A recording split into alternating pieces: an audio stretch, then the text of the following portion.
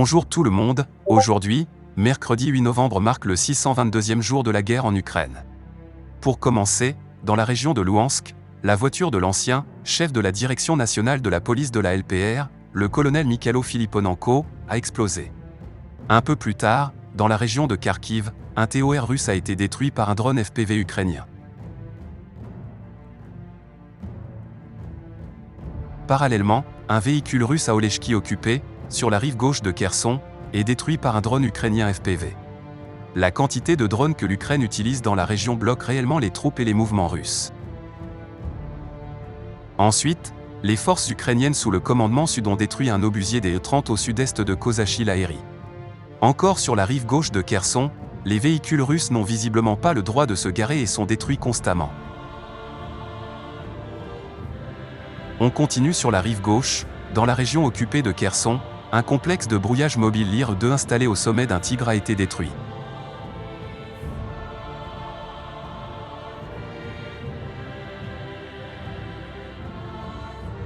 Passons maintenant aux événements généraux.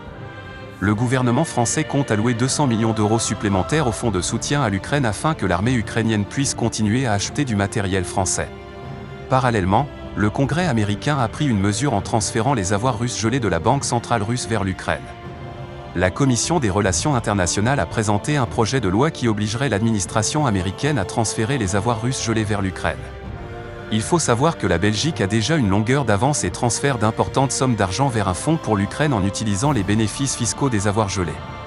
Il y a aussi une énorme nouvelle, la Commission européenne recommande officiellement d'entamer des négociations sur l'adhésion de l'Ukraine et de la Moldavie à l'UE, a déclaré la présidente de la Commission, en annonçant le 8 novembre à Bruxelles l'évaluation des progrès de ces pays sur la voie de l'UE.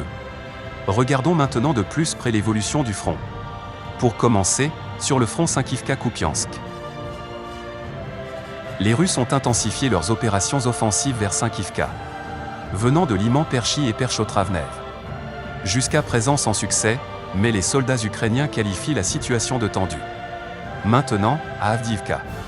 Les combats se poursuivent près de la voie ferrée à l'ouest de Krasnohorivka. Les troupes russes tentent également d'améliorer leur position au sud-ouest de Sjeverne. Jusqu'à présent, je n'ai vu aucune séquence visuelle montrant des Russes contrôlant Terikon. C'est pourquoi il est toujours contesté sur la carte. Ensuite, sur le front Robotine-Novoprokopivka. Les premiers rapports sont apparus selon lesquels les troupes ukrainiennes améliorent leur position à l'ouest de Robotine, jusqu'à présent sans confirmation visuelle. Au nord-ouest de Verbov, il est rapporté que les forces ukrainiennes ont repoussé les Russes d'un bastion et amélioré leur position à environ 1 km à l'est. Et pour finir, à Kherson-Krynki. Aucun changement de carte n'a été signalé, mais les troupes ukrainiennes maintiennent leur tête de pont et leur position.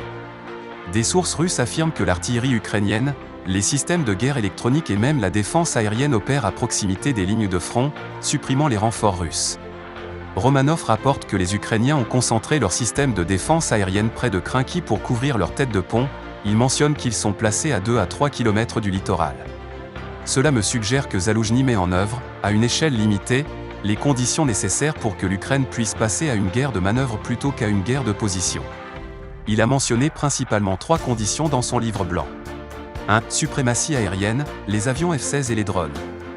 2. La guerre électronique pour empêcher la Russie de voir le champ de bataille. 3. L'artillerie pour couvrir l'avancée. C'est tout pour ce résumé fiable et rapide de la guerre en Ukraine. N'hésitez pas à vous abonner à ma chaîne si vous aimez mon travail.